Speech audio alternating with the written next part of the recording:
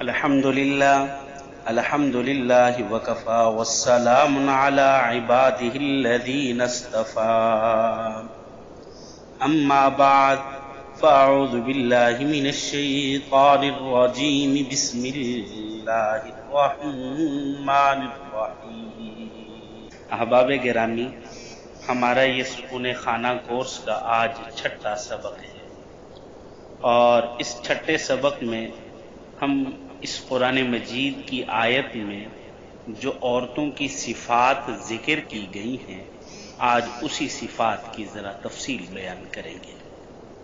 دیکھیں، قرآن مجید کی ایک آیت کا یہ ٹکڑا ہے، لیکن اپنے مضمون کے اعتبار سے یہ اتنا کامل ہے کہ اگر کوئی عورت اس پر عمل کرنے کا دل میں عہد کر لے تو گنتی کے چند الفاظ پر عمل کرنے سے اس عورت کے لیے جنت واجب ہو سکتی ہے۔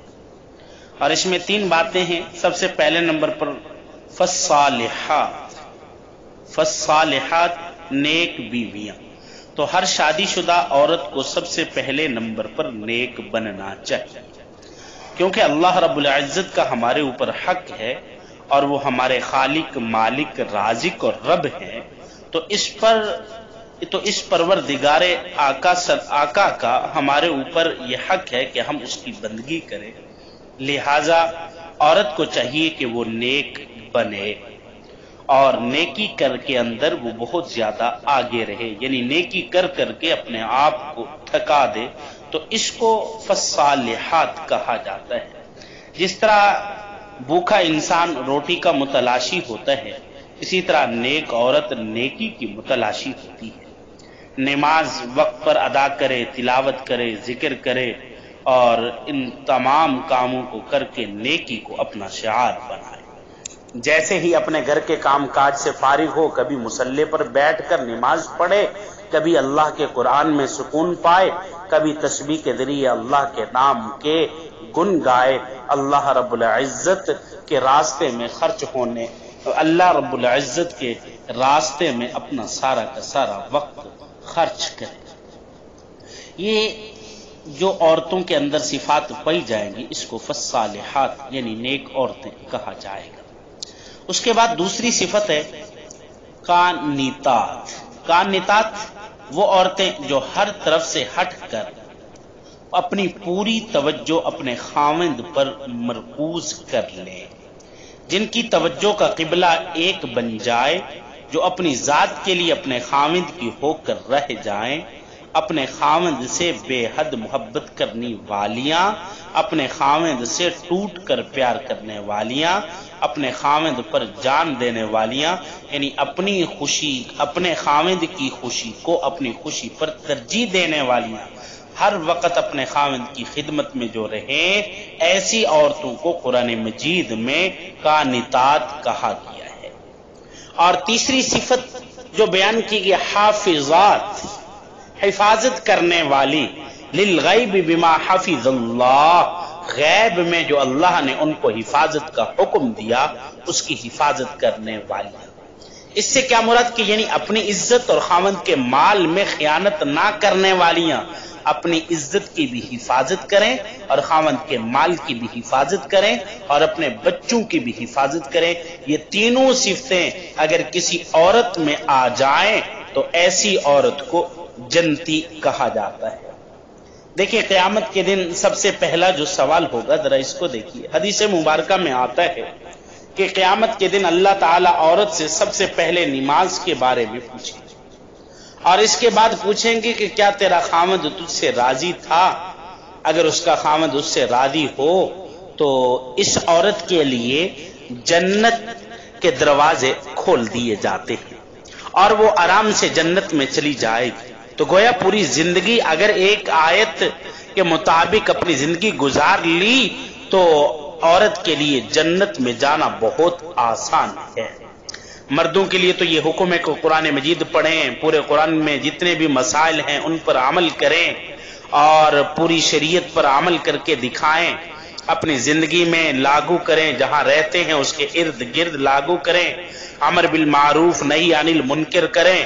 اس کے بعد باقی اور کافی سارے ان پر احکام ہیں، ان سب کو کرنے کے بعد پھر جا کر جنت ہے. لیکن عورت کے لیے تو انتہائی آسان طریقہ بیان کیا گیا ہے کہ بس عورت تو یہی چند باتیں اپنا لے تو بس جنت میں چلی جائے.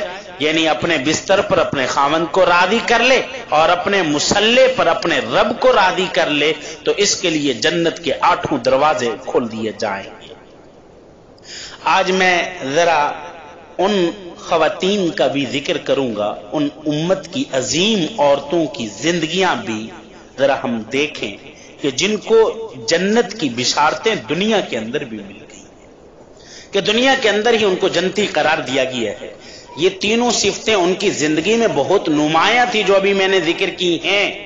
اور آج میں صرف مثال کے طور پر سب سے پہلے امہات المؤمنین سیدہ صدیقۃ الکبریٰ رضی اللہ، سیدہ خدیجہ الکبریٰ رضی اللہ تعالی عنہ کی ازدواجی زندگی کا میں ذکر کروں گا. تو سب سے پہلے دیکھیں جناب رسول اللہ صلی اللہ علیہ وسلم کی سب سے پہلی زوجہ سیدہ صدیقۃ الکبریٰ، سیدہ خدیجہ الکبریٰ رضی اللہ تعالی عنہا. دیکھیں یہ مکہ مکرمہ کی ایک بڑے باعزت قبیلے کی خاتون تھی. اللہ تعالی نے مال و دولت بہت زیادہ دیا، عقل اور سمجھ اللہ تعالی نے بہت زیادہ دی تھی. اللہ رب العزت نے ان کو اخلاق حمیدہ عطا کیے اور ان کی شادی ایک خاوند سے ہوئی اور وہ فوت ہو گئے. پھر نکاح ہوا، پھر ایسا ہی ہوا. تو یہ اپنے مال کو تجارت میں استعمال کرتی تھیں بالآخر. اور ان کا اس زمانے میں جب ہر طرف جہالت کا دور تھا، لوگ اپنی بیٹیوں کو زندہ دفن کر دیا کرتے تھے. جب عورتیں بازار میں بکا کرتی تھیں ان کی قیمت لگتی تھی. اس ماحول میں بھی اس خاتون کو طاہرہ کے نام سے پکارا جاتا تھا. طاہرہ کا مطلب پاکیزہ، پاک زندگی گزارنے والی. تو ان کا لقب ان کی عظمت کی وجہ سے یہ رکھا گیا ہے. جب ان کو پتا چلا کہ جناب رسول اللہ صلی اللہ علیہ وسلم ایک نوجوان اور اپنی دیانت، امانت، صداقت میں بہت معروف ہیں تو لوگ اس کو بہت پسند کرتے ہیں، تو انہوں نے بھی نبی کریم صلی اللہ علیہ وسلم کو پیغام بھیجا کہ آپ میرا مال لے کر شام تجارت کے لیے جائیں اور جتنا میں عام لوگوں کو پیسہ دیتی ہوں آپ کو اس کا دگنا دوں گی. تو نبی کریم صلی اللہ علیہ وسلم نے اپنے چچا ابو طالب سے اس کا ذکر کیا. جب اپنے چچا سے ذکر کیا تو انہوں نے کہا کہ اللہ تعالیٰ کی طرف سے یہ رزق ہے، اس کو قبول کر لیجئے، اللہ تعالیٰ نے بھیجنے کا یہ سبب بنایا ہے. تو نبی کریم صلی اللہ علیہ وسلم مشورے پر شام کا سفر کیا اور اس خاتون نے خدیجہ الکبریٰ رضی اللہ تعالی عنہا نے تو اپنا ایک غلام بھی بھیجا سفر کے حالات معلوم کرنے کی. لیکن جب یہ سارا سفر ہوا، بڑی تفصیل ہے حدیث مبارکہ میں سفر، اور یہ غلام واپس آ کر سفر کے حالات اور صداقت اور امانت اور اخلاق حمیدہ یہ سارے صفات بتائے تو پہلے بھی گرویدہ تھی اور پھر دل میں اور زیادہ محبت بھر آئی. تو خدیجہ الکبریٰ رضی اللہ تعالی عنہا نے دل میں خواہش تھی کہ میں اس نوجوان سے شادی کروں. تو انہوں نے اپنی سہیلی اپنی ایک سہیلی تھی نفیسہ نام تھا ان کا، ان سے اس کا ذکر کیا اور انہوں نے ڈائریکٹ رسول اللہ صلی اللہ علیہ وسلم سے اس کی بات کر لی کہ آپ نوجوان العمر ہیں، آپ کو نکاح کرنا چاہیے. تو نبی کریم صلی اللہ علیہ وسلم نے فرمایا میرے پاس تو ابھی نکاح کے وسائل ہی نہیں ہیں. تو انہوں نے کہا کہ اگر آپ کے پاس وسائل بن جائیں تو آپ راضی ہیں؟ راضی ہیں. تو اس طریقے سے بات چلی آگے اور پھر آپ صلی اللہ علیہ وسلم کا نکاح ہوا اور نکاح کے اندر آپ کے چچا ابو طالب نے 20 اونٹ یہ ذبح کر کے پورے شہر کو دعوت کھلائی. جب نکاح ہو گیا تو پورے مکہ میں باتیں چلنے لگی کہ دیکھو یہ نوجوان غریبوں میں سب سے غریب اور یہ عورت امیروں میں سب سے زیادہ امیر، ان کا آپس میں نکاح ہو گیا. خدیجہ الکبریٰ رضی اللہ تعالی عنہا کو جب یہ بات پہنچی تو ان کو بری لگی. تو انہوں نے کیا کیا، انہوں نے سارا کا سارا مال اپنے خاوند جناب رسول اللہ صلی اللہ علیہ وسلم کی خدمت میں ہدیہ کر دیا، آپ کی ملک کر دیا. اب لوگ حیران ہو کر کہنے لگے دیکھو محمد صلی اللہ علیہ وسلم جیسا امیر نوجوان مکہ میں نہیں اور خدیجہ جیسی قربان ہونے والی بیوی کی مثال پورے قبیلے میں نہیں. تو دیکھیے کہ نیک بیویاں اپنے خاوند پر اپنا سب کچھ نچھاور کر دیتی ہیں، یوں خاوند کے دلوں پر پھر وہ حکومت کرتی ہیں اور خاوندوں کے دل میں ان کی یادیں رہتی ہیں۔ دیکھا نہیں کہ جناب رسول اللہ صلی اللہ ہمیں عائشہ فرماتی ہیں کہ جب اچھا کھانا کچھ پکتا تھا تو حضور فرماتے کہ عائشہ خدیجہ کی سہیلیوں کے پاس ضرور بھجوانا ہے۔ حالانکہ حضرت خدیجہ الکبریٰ رضی اللہ تعالی عنہا کا انتقال ہو چکا ہے، انتقال کے بعد بھی جب گھر میں کوئی اچھا پکتا تو حضور اکرم صلی اللہ علیہ وسلم خدیجہ کی سہیلیوں کے پاس پہنچاتے۔ ان کی اتنی خدمت تھی کہ حضور اکرم صلی اللہ علیہ وسلم کے دل میں گھر کر گئی۔ تو اس وجہ سے فرمایا کہ جو عورت اپنا مقصد اٹھنا بیٹھنا بچھونا خاوند کو بنا لیتی ہے تو پھر خاوند اس کے ایک ایک احسان کو یاد رکھتا ہے۔ اور پھر حضرت خدیجہ الکبریٰ رضی اللہ تعالیٰ عنہ سے حضور اکرم صلی اللہ علیہ وسلم کی اولاد بھی ہوئی، اور آپ کو ایک بیٹا جس کا نام قاسم رکھا، جس کی وجہ سے آپ کی کنیت ابو القاسم مشہور ہوئی۔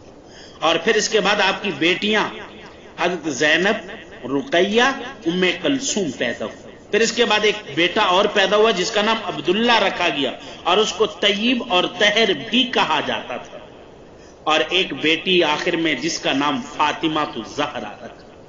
مگر اللہ کی قدرت کہ آپ کے جتنے بھی بیٹے تھے وہ بچپن میں فوت ہو گئے۔ آپ کی 4 بیٹیاں زندہ رہیں، اور ان 4 میں سے 3 بیٹیاں حضور کی زندگی میں وفات پا گئیں۔